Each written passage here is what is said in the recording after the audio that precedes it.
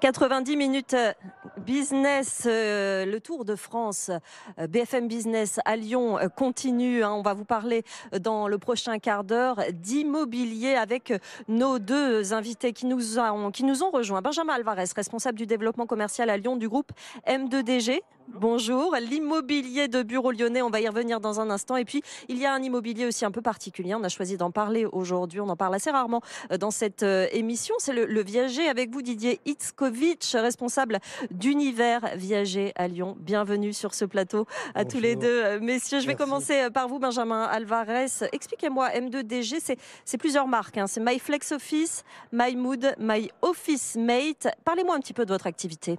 Exactement. Alors, M2DG, c'est effectivement le regroupement de ces trois marques qui vont permettre en fait d'accompagner les entreprises au mieux en apportant de la flexibilité en fait sur leur bureau et en leur permettant d'avoir des espaces de travail qui vont évoluer et être modulés en fait en fonction de leurs habitudes et surtout de leurs besoins naissants, leurs besoins évoluant au fil des années. Donc MyFlexOffice, c'est une entreprise qui a été créée en 2016 et aujourd'hui c'est une entreprise qui est présente à la fois à Paris, à Lyon et à Miami hors frontières. Oui, parce que 2016, en 7 ans, il s'est passé quand même énormément de choses dans le secteur de l'immobilier de bureau. La pandémie est passée par là. Les entreprises se sont posé la question de leur espace de travail. Effectivement, votre activité a été bouleversée réellement.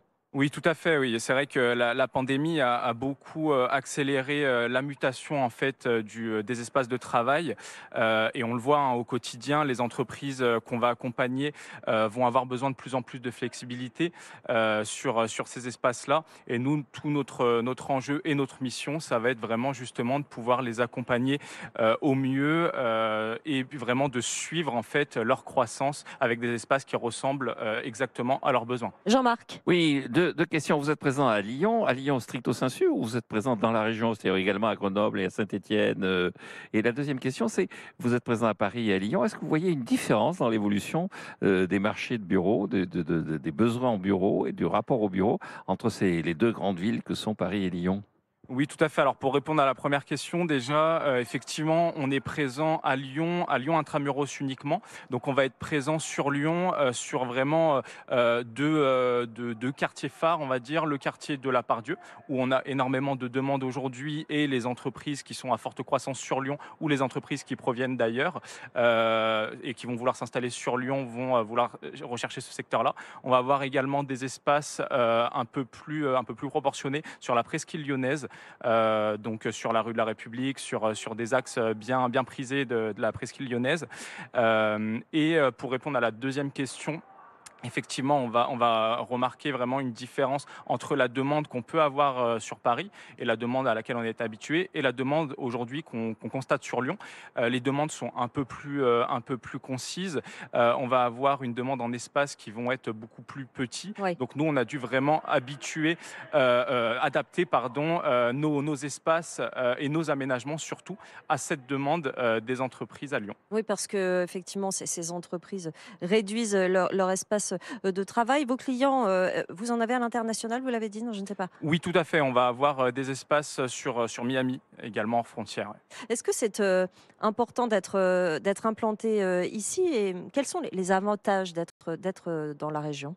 Alors, les avantages à s'implanter sur Lyon sont nombreux. Comme je le disais, on compte énormément d'entreprises à forte croissance Oui. sur Lyon. De plus en plus, également, les entreprises qui proviennent de Paris ou d'ailleurs vont chercher à s'installer sur Lyon parce que Lyon, c'est aujourd'hui une ville d'un point de vue business qui va être extrêmement intéressante. On va pouvoir aussi forcément retrouver des bureaux qui vont avoir un moindre coût que ce qu'on peut retrouver sur Paris, Oui, c'est ça. forcément.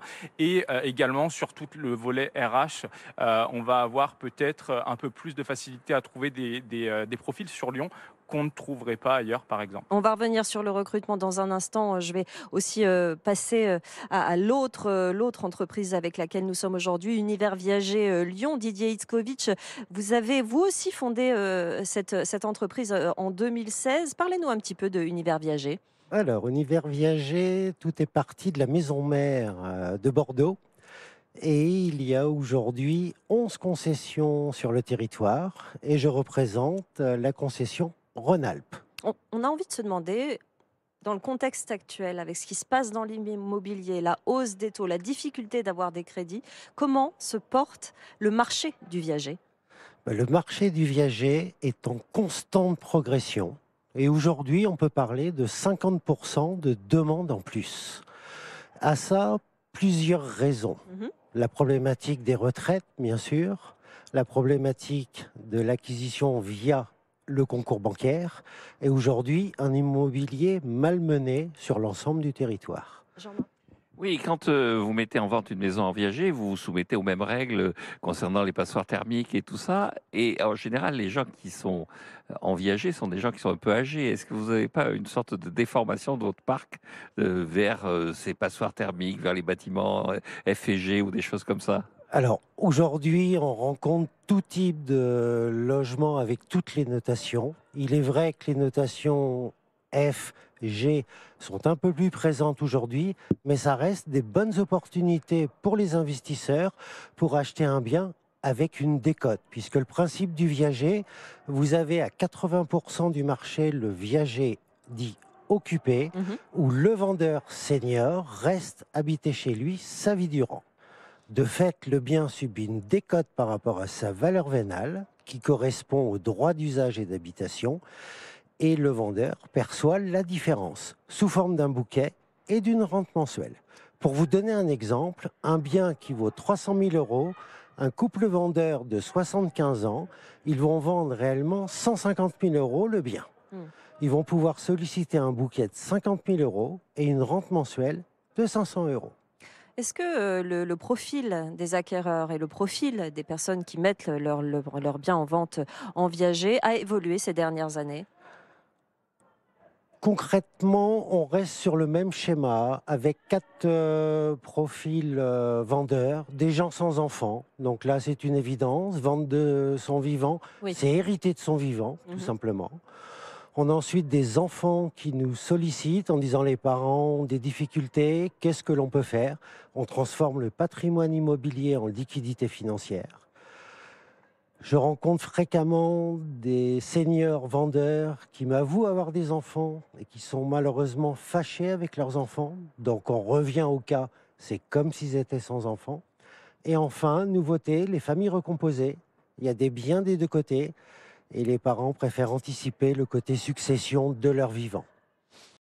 Côté acquéreur, des investisseurs qui ont des difficultés avec les problématiques taux d'usure d'aujourd'hui et qui se disent on a un peu d'argent, on a de la liquidité, plutôt que de la laisser en banque, la solution du viager nous permet d'investir. On est déçu du système locatif Mhm. et on va investir avec une épargne tranquille dans le temps. À terme, le bien nous reviendra. Ce n'est pas pour l'habiter, mais on fait un placement et on récupérera un retour sur investissement. Jean-Marc? Juste une question un peu technique et est-ce que l'acquéreur est préservé contre une attitude agressive du vendeur, c'est-à-dire quelqu'un qui déciderait de saccager son appartement avant de disparaître? Alors, on écrit des belles histoires à chaque transaction et les acquéreurs, certes, peuvent avoir une crainte, mais ils achètent certes le bien, mais ils achètent aussi les vendeurs. Donc, comme il y a visite, bien évidemment, c'est un investissement important. On va venir estimer la maison, mesurer l'état de conservation du bien, et tout ça va avoir une incidence sur la valeur. En règle générale, les acquéreurs savent qu'ils retrouveront le bien en même état parce que les vendeurs sont contents de rester dans un environnement qu'ils maîtrisent sans changer leur habitude. On a l'habitude dans cette émission de parler régulièrement d'immobilier. On l'a dit, la hausse des taux. Vous avez parlé du taux d'usure, la baisse des prix qui se fait attendre hein, réellement. Jean-Marc, on en parle souvent avec notre spécialiste Marie-Cœur de Roy. Comment évoluent spécifiquement dans le viager les prix depuis un an, par exemple? On constate une baisse moyenne, mais c'est une amorce aujourd'hui. Il faut savoir qu'en viager, une incidence de 10 000 euros sur la valeur vénale d'un bien, ça va avoir une incidence de 50 euros sur la rente mensuelle. Mm. Donc l'écart est assez infime. Les investisseurs vont surtout regarder le côté attractivité du bien par rapport à sa localisation géographique, sa décomposition, l'organisation du bien. Est-ce qu'on est en maison individuelle, dans tel ou tel quartier? Est-ce qu'on est en copropriété? Tout ça va avoir une incidence. Et tout dépend le niveau d'investissement que veut réaliser l'acquéreur. Je vais vous poser une question à tous les deux. À présent, je me tourne vers vous, Benjamin Alvarez, du groupe M2DG. On parlait tout à l'heure de recrutement. Vous êtes combien de collaborateurs dans le groupe ? Aujourd'hui, le groupe M2DG compte approximativement 60 collaborateurs. Sur l'année qui vient de passer, on compte un peu plus de 10 recrutements. Et là, on est en continuelle phase de recrutement pour des profils commerciaux, des architectes, sur des services administratifs. Donc voilà. Et vous arrivez à attirer les talents ? Oui, tout à fait, parce que c'est un domaine pour le coup qui a un certain attrait et au-delà des postes en eux-mêmes, c'est un domaine qui plaît, qui attire pas mal de convoitises. Donc, on est également une entreprise qui sommes nous-mêmes en forte croissance. Donc pour le coup, tous ces éléments-là font que on ait une certaine attractivité. Le secteur s'est beaucoup digitalisé ces dernières années ? Le secteur s'est beaucoup digitalisé, effectivement. Alors pour le coup, nous de notre côté, ça nous a pas forcément impacté, étant donné que les espaces de travail c'est plutôt l'évolution des espaces de travail qui vont découler de ça, parce qu'effectivement il y a des habitudes de la part des entreprises qui vont changer, qui vont évoluer, beaucoup plus de visio, beaucoup plus prendre en compte ces éléments-là. Donc on a dû adapter effectivement nos espaces à ces nouvelles mouvances. Est-ce que ça attire ? Je parlais de digitalisation parce que en termes d'attractivité pour les jeunes profils, les sorties d'école par exemple ou début de carrière, est-ce que c'est peut-être une façon de les attirer aussi, cette évolution de l'activité ? Oui, tout à fait. Oui, ça peut être un motif de motivation effectivement pour les nouvelles générations.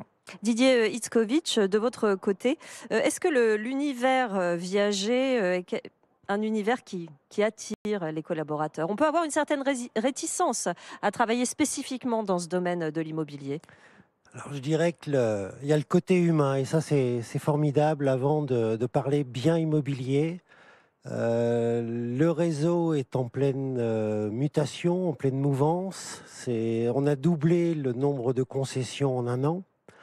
Et en termes de volume, je parlais de 50% de demande en plus, et je dirais que les résultats, les chiffres vont avoir la même lignée, dirons-nous. Et aujourd'hui, la volonté du dirigeant, c'est de s'implanter sur l'ensemble du territoire, donc avec un territoire qui est dédié à chaque structure.